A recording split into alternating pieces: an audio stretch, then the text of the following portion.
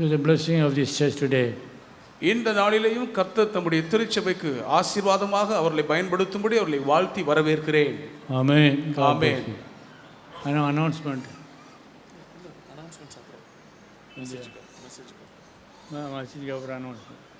Announcement will be given after the message. தேவனுடைய செய்தியை கேட்ட பின்பு விசேஷமான பல அறிவிப்புகள் இருக்கின்றன. ஆகவே மக்கள் காத்திருக்கும்படி கேட்டுக்கொள்கிறோம்.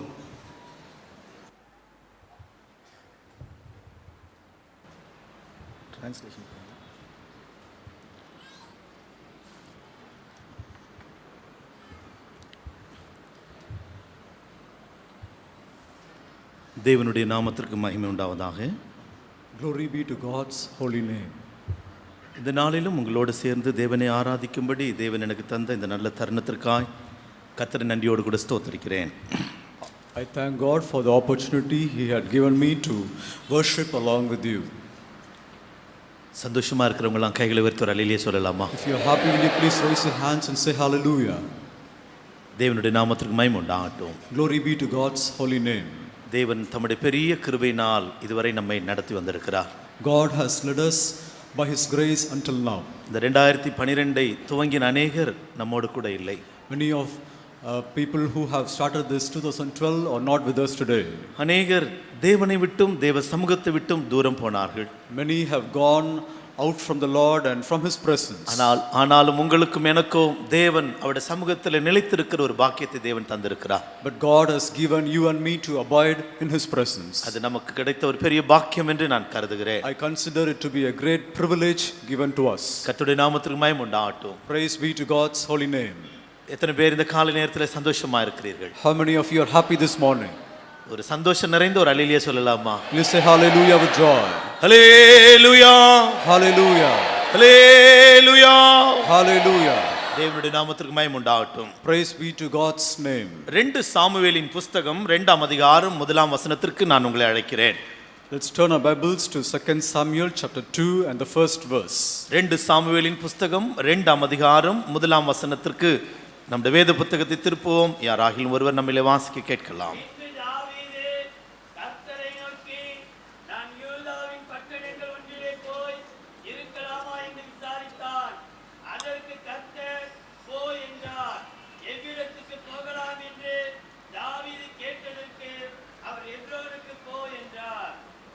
And it came to pass after this that David inquired of the Lord, saying, Shall I go up into any of the cities of Judah? And the Lord said unto him, Go up. And David said, Whither shall I go up? And he said, Unto Hebron. இந்த கூட்டத்திற்காக நான் ஜெபித்துக் கொண்டிருந்த போது எனக்குள்ளே இந்த வார்த்தை தொனிக்க ஆரம்பித்தது. While I was praying for this meeting, I heard a voice within me. எபிரோனுக்கு போ. Go unto Hebron. எபிரோனுக்கு போ. Go unto Hebron. நான் அந்த வசனத்தை சிந்திக்க ஆரம்பித்தேன். I started to consider upon this word. இதையே நான் கர்த்தருடைய வார்த்தையாய் உங்களுக்கு முன்பாய் நான் வைக்க வந்திருக்கிறேன். And this day I would like to present you as God's word this particular part. கர்த்தருடைய நாமத்திற்கு மகிமை உண்டாகட்டும். Glory be to God's name. வசனத்திற்கு போவதற்கு முன்பாக ஒரு கோரஸ் பாட நான் ஆசிக்கிறேன். Before we shall meditate upon God's word, I would like to sing a chorus. இதுவரை நம்ம நடத்தின கர்த்தர், God who led us until now, இதுவரை நம்மை சுமந்து வந்த தேவன், the Lord who carried us all through now, இனியும் நம்மை நடத்துவார் என்று எத்தனை பேர் விசுவாசிக்கிறீர்கள்? and how many of you believe that He will continue எத்தனை to பேருக்குள்ள அந்த lead us? விசுவாசம் பொங்கி எழும்புகிறது? How many of you have this faith overflowing within you? நம்முடைய ஆண்டவர் 2012 வரைக்கும் மாத்திரமல்ல, Our God is not only God of 2012. சங்கீதக்காரனை கேட்டால் சங்கீதக்காரன் சொல்லுகிறான் அவர் மரண பரியந்தம் நம்மை நடத்த வல்லவர் என்று. If you will ask the psalmist would say He will lead us even until death. மரண பரியந்தம் நடத்துகிற தேவன் அவர். He is God who will lead us even until death. எத்தனை பேருக்கு அந்த தேவனை குறித்து ஒரு பெரிய சந்தோஷம்? How many of you have a great joy about this? Hallelujah, hallelujah, hallelujah, hallelujah. இதுவரை உன்னை நடத்தின தேவன் இனியும் நடத்தி செல்வா. எபினேசர் அவர்தானே, எபினேசர் அவர்தானே. கரங்களை தட்டி பாடலாமா? என்னை நடத்தினவர் இன்னும் என்னை நடத்த வல்லவர் என்று விசுவாசிக்கிறவர் கரங்களை தட்டி பாடுவோமே. இதுவரை உன்னை நடத்தின தேவன் இனியும் நடத்தி செல்வா. எபினேசர் அவர்தானே, எபினேசர் அவர்தானே, காக்கும் தெய்வம் இயேசு இருக்க கலக்கம் ஏன்? கண்ணீரேன் மனமே,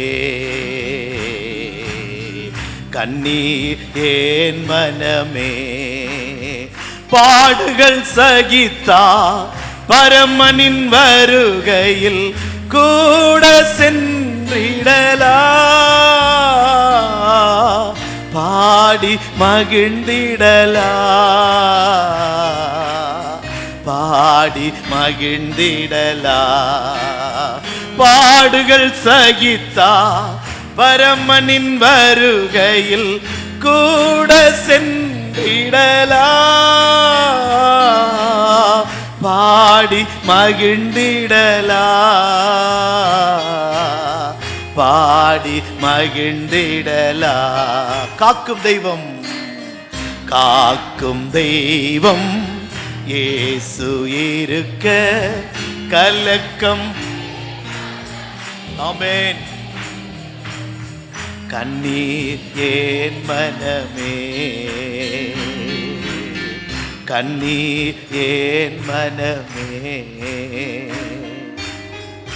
இதுவரையுமாய் நடத்தினவர் இன்னும் நம்மை நடத்த போகிறார். The one who led us, he will continue to இதுவரை lead கரம் us. பிடித்தவர் இன்னும் நம்மை கரம் பிடித்து நடத்த போகிறார். The one who caught hold of our hands, he will continue to hold our hands. தேவனுடைய நாமத்திற்கு மகிமை உண்டாகட்டும். Praise be to God's name. இங்கே தாவீது தேவனிடத்திலே நான் யூதாவின் பட்டணங்களில் ஒன்றிலே குடியிருக்கலாமா என்று தேவனை பார்த்து கேட்கிறான். And here David inquired of the Lord, saying, shall I go up into any of the cities of Judah? இந்த வசனம் துவங்குவதற்கு முன்பாக பின்பு என்கிற ஒரு வார்த்தையை நாம் வாசிக்க முடியும். And before this verse could start, we could read a particular word which says after.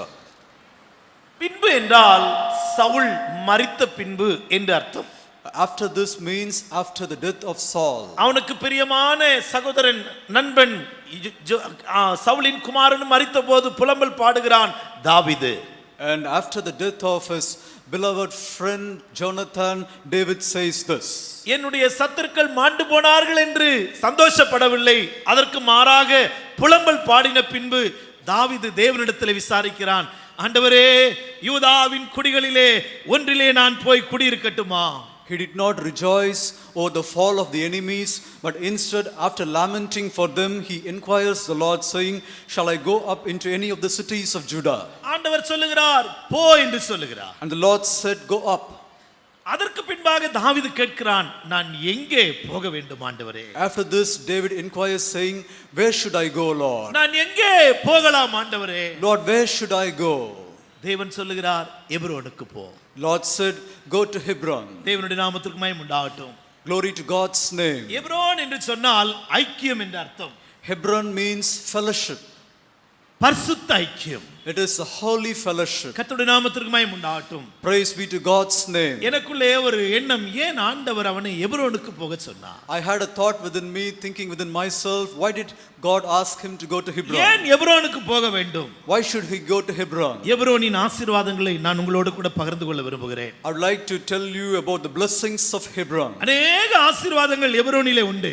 There are many kinds of blessings found in Hebron. ஒரு சில காரியங்களை உங்களுக்கு முன்பாக வைத்து எனக்கு தந்திருக்கிற நேரத்திற்குள்ள நான் பிரசங்கத்தை நிறுத்த விரும்புகிறேன். I would like to mention few of them and conclude on the right time. கர்த்தருடைய நாமத்திற்கு மகிமை உண்டாகட்டும். Praise be to God's name. அருமையான தேவ ஜனமே, உங்களை குறித்தும் என்னை குறித்தும் தேவனுக்கு ஒரு பெரிய நோக்கம் இருக்கிறது. Oh people of God, God has got a great purpose about you and me. தேவன் நம்மை வைக்க வேண்டிய ஒரு இடத்தையும் அவர் நிதானித்து வைத்திருக்கிறார். And God has kept us in the right place in which he should keep us. தேவன் வைக்கிற இடத்திலே நீங்களும் நானும் இருப்போமானால் நமக்கு ஆசீர்வாதம் நம்மை தேடி வரும். And if we are found in the place where God has kept us, certainly we will receive the blessings of தேவனுடைய God. ஆசீர்வாதத்திற்கு நீங்களும் நானும் பங்காளிகளாய் மாற வேண்டுமானால் தேவன் நமக்கு நிர்ணயித்திருக்கிற வைத்திருக்கிற இடத்தை நாம் கண்டுபிடிக்க வேண்டியது அவசியமா இருக்கிறது. In order to inherit the blessings of God that He has for us, we should find the right place where we should be found. தாவீதை குறித்து தேவனுடைய சித்தமும் விருப்பமும் எபிரோனிலே வைக்க வேண்டும் என்று. It was God's will and desire that he should be at Hebron.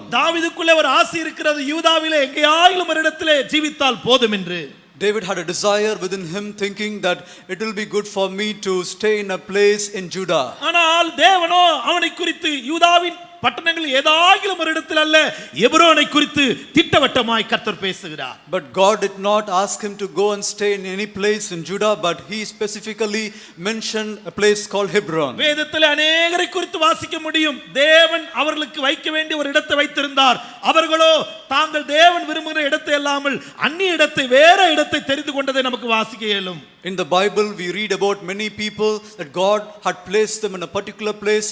Instead of being in that place, they have sought for a different place. ஆனாலும் அவர்கள் தாங்கள் விரும்பின இடத்திலே ஜீவித்ததினாலே நன்மைகளை, ஆசீர்வாதங்களை அவர்கள் இழந்து போனார்கள். And because they stayed in a place where they wanted, they lost the blessings of God. லோத்தை குறித்து தூதன் சொல்லுகிறான், நீ மலைக்கு ஓடிப்போ. About Lot, the angel said, flee to the mountain. ஆனாலும் லோத்து சொல்லுகிறான், பக்கத்துல இருக்க அந்த ஊருக்கு நான் போகிறேன். But Lot said, I will go to the nearby city that is found here. ஒரு தப்பிதமான சந்ததியை, தேவ சமூகத்தில் சேரக்கூடாத சந்ததியை லோத்து பெற்றெடுத்தானே. And Lot begat a wrong kind of generation which cannot move to the presence of God. லோத்தே, உனக்குள்ளே அம்னோனும் மோவாபியனும் தோன்ற காரணம் என்ன? Oh Lot, why did Ammonites and Moabites come out of you? லோத்து என்ன சொல்லுவான் தெரியுமா? Do you know what will Lot say? தேவன் விரும்பின இடத்தை விட்டு நான் விரும்பின இடத்திற்கு ஓடினேன், நானோ நன்மையை இழந்து போனேன். He will say, instead of staying in the place where God had kept me, I went to a place for which I desired and I lost the blessings of God. யாக்கோபினுடைய மூத்த குமாரன் தான் ரூபன்.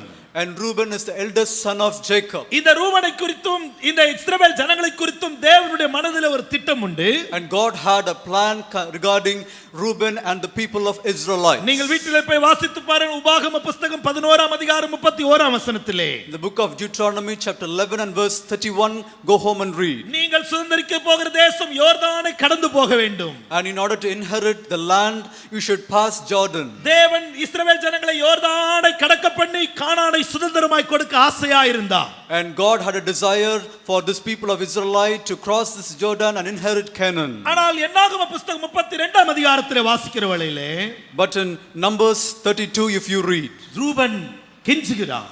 Reuben pleaded, உம்முடைய கண்களிலே கிருபை கிடைத்ததானா, if I will find mercy in thy sight, என்னை யோர்தானை கடக்க பண்ண வேண்டாம். do not permit me to cross Jordan. என்னை யோர்தானை கடக்க பண்ண வேண்டாம். Do not permit me to cross this Jordan. கர்த்தருடைய நாமத்திற்கு மகிமை உண்டாகட்டும். Praise be to God's name. ஓ, சேஷ்ட புத்திர பாகத்தை பெற வேண்டியவன், And he who should inherit the firstborn blessing, இல்லாவிட்டால் ராஜாதிபத்தியத்தை பெற வேண்டியவன், and this person who should inherit the blessing of the king, இல்லாவிட்டால் ஆசாரியத்துவத்தை பெற்றிருக்க வேண்டியவன், and he should have inherited the priesthood. அவனுடைய முடிவோ மந்தைகளின் நடுவே நிற்க வேண்டியதாய் மாறி போயிற்று.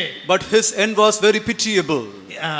மந்தைகளின் நடுவே, மாடுகளின் நடுவே, மாட்டு தொழுவத்தின் நடுவே, And he had to be found amidst of the lambs and oxen.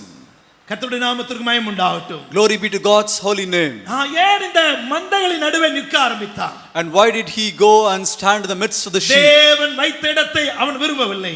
And he did not desire the place in which God had kept him. அநேகரை குறித்து வேதத்தில் சொல்லிக்கொண்டே போகலாம். And we can mention many names from the Bible about இந்த this. தாவீதை குறித்து தேவனுக்கு ஒரு பெரிய நோக்கம் இருக்கிறது. God had a great purpose regarding David. தாவீதே, நீ எபிரோனுக்கு போ.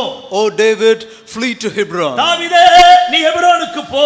Oh David, go up to Hebron. எபிரோனுக்கு வந்தால் என்ன இருக்கிறது? And what will we have when we go to Hebron? முதல் ஆசீர்வாதத்தை நான் சொல்ல விரும்புகிறேன். I would like to mention you the first blessing. யோசுவாவின் புத்தகம் 20ஆம் அதிகாரம் 7ஆம் வசனம். Joshua chapter 20 and verse 7. யோசுவாவின் புத்தகம் 20ஆம் அதிகாரம் 7ஆம் வசனம். Joshua chapter 20 and verse 7. வாசிக்கலாமா? அப்படியே அவர்கள் நப்தலியின் மலைதேசமான கலிலேயாவிலுள்ள கேதேசையும் எப்ராயிமின் மலைதேசத்திலுள்ள சீகேமையும் யூதாவின் மலைதேசத்திலுள்ள எப்ரோனாகிய Kiriath அர்பாவையும் ஏற்படுத்தினார்கள். And they appointed Kadesh in Galilee in Mount Naphtali, and Shechem in mountain Ephraim, and Kircha, which is Hebron in the mountain of Judah. எப்ரோனிலே ஒரு அடைக்கல பட்டணம் இருக்கிறது. And in the mount of Hebron there is a city இந்த of refuge. யோசுவாவின் புத்தகம் 20ஆம் அதிகாரத்தை நீங்கள் வாசித்து பாருங்கள். And read verse 7 of Joshua chapter 20. கைப்பிசகாய் கொலை செய்தவன், கைப்பிசகாய் கொலை செய்தவன், The one who murdered by his own hand. கர்த்தருக்கு ஸ்தோத்திரம். அவனுடைய ரத்தம் சிந்தாதபடிக்கு, அந்த ரத்தப்பழி தேசத்தில் இராதபடிக்கு ஒரு அடைக்கல பட்டணத்தை உண்டாக்குவாயாக. And so, in order that his blood may not be shed and he might find refuge, build a town, city of refuge. 6 அடைக்கல பட்டணத்தை தேவன் உண்டாக்க சொன்னார். And God commanded to build 6 cities of refuge. அதிலே எப்ரோன் ஒரு அடைக்கல பட்டணமா இருந்தது. And Hebron was a city of refuge. ஒருவேளை நீங்க நினைக்கலாம் கைப்பிசகாய் கொலை செய்தால் என்ன அர்த்தம்? And what does it mean to kill with his own hand? கொஞ்சம் என்ன கவனிங்கள்.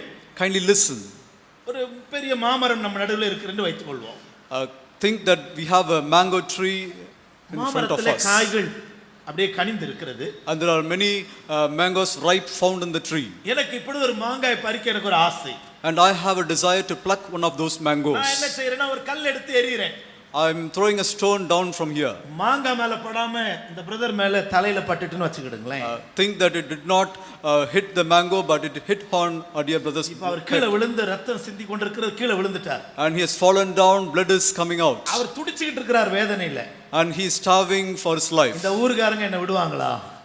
Will the people leave me? இந்த ஊர்காரங்க என்ன விடுவாங்களா? Will the people of this town leave me? இவன் கல்ல எடுத்து கொன்னுட்டான் என்ன துரத்திட்டு வருவாங்க. They will come after me running saying he has killed this brother. என்னுடைய இருதயத்திலே இவரை கொலை செய்ய வேண்டும் என்கிற எண்ணமே இல்லை. I did not have any thought of killing him.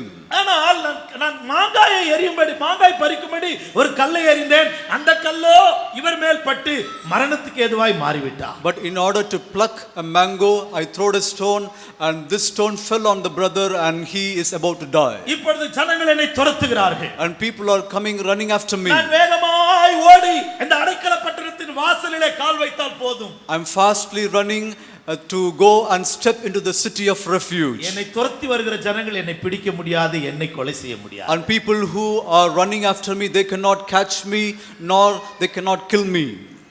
தாவீதே எப்ரோனுக்கு போ. David, go to Hebron.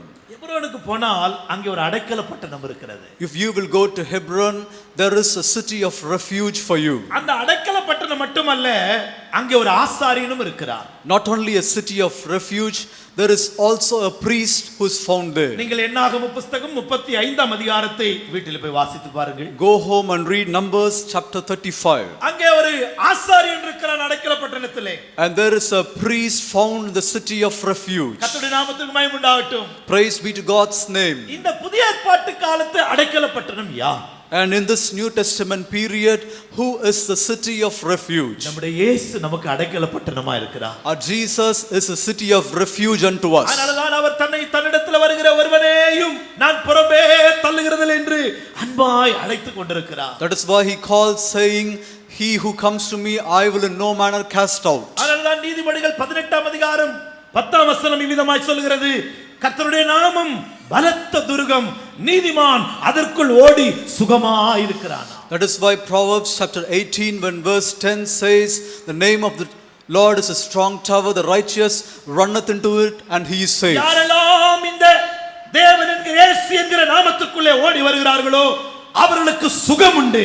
And all people who run into the name of Jesus, they will have healing. அதனால்தான் நான் நினைக்கிறேன் தாவீதை பார்த்து கர்த்தர் சொல்லுகிறார், நீ எப்ரோனுக்கு போ. That is why the Lord looks at David and he says, go to Hebron. எப்ரோனிலே ஒரு அடைக்கல பட்டணம். In Hebron there is a city of உன்னை refuge. பாதுகாக்கிற பட்டணம். A city to guard you. உன்னை வேலி அடைத்து காக்கிற ஒரு பட்டணம். A city to protect you. உன்னை மரணத்தின் வல்லமையிலிருந்து காக்கிற ஒரு பட்டணம். A city to deliver you from death. எவ்வளவு பெரிய சந்தோஷம் இல்லையா? What a great joy it is for us. மகிழ்ச்சி இல்லையா? How happy are we? நமக்காக ஒரு இயேசு இருக்கிறார். We have Jesus for us. நம்மை காக்கிறவர் இயேசு இருக்கிறார். And we have Jesus to protect us. எனக்கு இந்த அடைக்கல பட்டணத்தை குறித்து பேசுவதை விட அதற்குள்ளே ஒரு ஆசாரியன் இருக்கிறார். And more than speaking about the city of refuge, I'd like to speak about the priest who is found in it. அந்த ஆசாரியனை குறித்து ஒரு வார்த்தை கூட நமக்கு வாசிக்க கேட்கலாம். And we shall read about this priest from the Bible. கர்த்தருக்கு ஸ்தோத்திரம். என்னாகம புத்தகம் 35ஆம் அதிகாரத்திற்கு திருப்புவோம். Kindly turn with me to Numbers chapter 35. 25ஆம் வசனமும் 28ஆம் வசனமும் வாசிக்க கேட்கலாம். We shall read verse 25 and verse 28.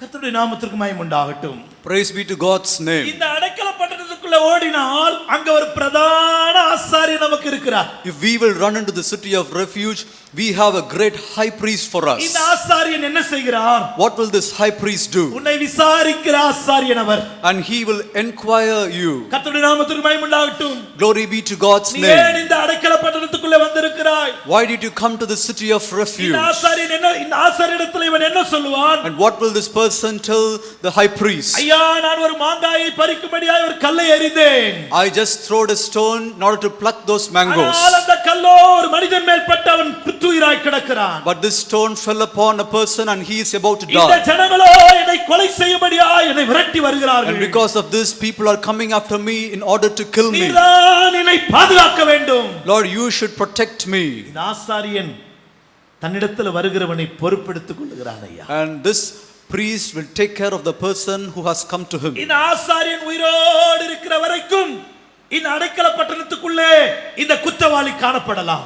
As long as this high priest is alive, this person can be found in this city of refuge. உங்களுக்கு ஒரு அடைக்கல பட்டணம் வேண்டுமா? Do you need a city of refuge? உங்களுக்கு ஒரு ஆசாரியன் வேண்டுமா? Or you need of a இந்த priest? ஆசாரியன் யார் தெரியுமா? Do you know who is the priest? எபிரேய நிருபக்காரன் சொல்லுகிறானே, The writer of Hebrews says like நாம் this. அறிக்கை பண்ணுகிற அப்போஸ்தலரும் பிரதான ஆசாரியருமாய் இருக்கிற இயேசு கிறிஸ்துவை கவனித்து பாருங்கள். Look at Jesus, who is the great high priest and the apostle whom I mentioned. நம்முடைய இயேசு பிரதான ஆசாரியராய் இருக்கிறார். Our Jesus is a high priest unto us. இந்த இயேசு என்ன செய்கிறார்? And what will this Jesus do? இந்த இயேசு ரெண்டு காரியங்களை செய்கிறார் ஐயா. This Jesus will do two things for you. நமக்காக பரிந்து பேசிக்கொண்டே இருக்கிறார். He is continually interceding for us. இந்த அடைக்கல பட்டணத்துக்குள்ளே இருக்கிற இயேசு உனக்காக எனக்காக பிதாவினிடத்திலே பரிந்து பேசிக்கொண்டே இருக்கிறார். And this Jesus who is in the city of refuge, he is continually interceding for you and me unto the heavenly Father. இந்த இயேசு உனக்காக எனக்காக ஜெபித்துக்கொண்டே இருக்கிறார். And this Jesus is praying for you and me. இந்த இயேசுவின் ஜெபம் உன்னுடைய அக்கிரமத்தை மாற்றும். And this prayer of Jesus will turn your iniquity. இந்த ஆசாரியனுடைய ஒத்தாசை உனக்கு ஆசீர்வாதத்தை கொண்டு வரும். And the help of this great high priest will bring a blessing in your life. இந்த ஆசாரியனுடைய ஒத்தாசை உனக்கு நன்மையை கொண்டு வரும். And the help of this high priest will bring goodness in your life. நான் நினைக்கிறேன் ஆனபடியால்தான் தாவீதை கர்த்தர் பார்த்து சொல்லுகிறார், நீ எபிரோனுக்கு போ. That is why the Lord looked at David and he said, go to Hebron. நான் நினைக்கிறேன் தாவீது எபிரோனுக்கு போனபோது ஒரு அடைக்கல பட்டணத்தை கண்டிருப்பான். And when David went to Hebron, I think that he would have found a city of refuge there. அங்கே தனக்காக பரிந்து பேசுகிற ஒரு ஆசாரியனை அவன் கண்டிருப்பான். And he might have found a person, a high priest who is interceding for him. அடைக்கல பட்டணம் எனக்கு போதும். And this city of refuge is இந்த sufficient for ஆசாரியன் me. எனக்கு போதும். This high priest is enough for இந்த me. எபிரோனின் நன்மை எனக்கு போதும். And this blessing of Hebron is enough for me. எபிரோனிலே அவன் கால் பதிக்க ஆரம்பித்தான். And he started staying there in Hebron. நமக்காக பரிந்து பேசுகிற ஒரு இயேசு இருக்கிறார். And we have Jesus who will intercede for us. இந்த குற்றவாளியானவன் எவ்வளவு காலம் இந்த அடைக்கல பட்டணத்தில் இருக்கலாம்? And how long can this criminal stay there in this city of refuge? ஆசாரியன் உயிரோடு இருக்கிறதும் இந்த குற்றவாளிக்கு நன்மை. And the life of this high priest is good for this criminal. இந்த ஆசாரியன் மரித்தாலும் இந்த குற்றவாளிக்கு நன்மை ஐயா. Even if this priest would die, it is the same good for this criminal. நாம் வாசிக்க கேட்டோமே, And we just know that. ஆசாரியன் மரணம் அடைய மட்டும் அதற்குள்ளே அவன் இருக்கலாம். unto the death of high priest, he can abide there. பிரதான ஆசாரியன் மரணம் அடைந்த பின்பு அவன் சுதந்திரமான தன்னுடைய இடத்திற்கு அவன் போகலாம். After the death of the high priest, he can go to any place he would wish. நம்முடைய இயேசு நமக்காக அடைக்கல பட்டணமா இருக்கிறார். Our Jesus is a city of refuge unto us. தன்னிடத்தில் வருகிறவர்களை சேர்த்துக் கொள்ளும்படியான அடைக்கல பட்டணமா இருக்கிறார். And he will take people who come to him. He is a city மரண of refuge. பயத்திலே பீடிக்கப்பட்டிருக்கிற உன்னை பாதுகாக்க அவர் போதுமானவராய் இருக்கிறார். And he is all sufficient to protect you from the fear of மரண death. பயமானாலும் உன்னை பாதுகாக்கிற ஒரு ஆசாரியனாய் இயேசு இருக்கிறார். Whatever might be the fear of death that you have, we have a priest, Jesus, who can protect you. இந்த இயேசு மரித்தாரானால், And if Jesus had died, இனி மரணம் நம்மை தொட முடியாது. death cannot touch us. இனி மரணம் நம்மை தொட முடியாது. Death cannot touch us anymore. எபிரேயர் 2:14 வாசிக்கிறோமே. In Hebrews chapter 2 and verse 14 we ஜீவகாலமெல்லாம் read, மரண பயத்திலே பீடிக்கப்பட்டிருக்கிற நம்மை விடுதலையாக்கும்படி அவர் மரித்தார் என்று எழுதப்பட்டிருக்கிறது. and it is written that we and he died for us, that we who are found slave for death might be delivered by his death. மரண பயத்திலே அடிமைத்தனத்துக்குள்ளான யாவரையும் மீட்கும்படியாய் அவர் மரணத்தை ருசி பார்த்தாரே. He tasted death that we who are slaves to the fear of death might be redeemed by his death. எத்தனை பேருக்கு இந்த அடைக்கல பட்டணம் வேணும்? And how many of you needs this city of refuge? எத்தனை பேருக்கு இந்த ஆசாரியன் வேணும்? How many of you need this high priest? 1 யோவான் 2:1 வசனத்தை வீட்டிலே போய் வாசித்து பாருங்கள். 1 John chapter 2 and verse 1, read at home please. ரோமர் 8:37 வசனத்தை வீட்டிலே போய் வாசித்து பாருங்கள். Read verse 37 of Romans 8 at home.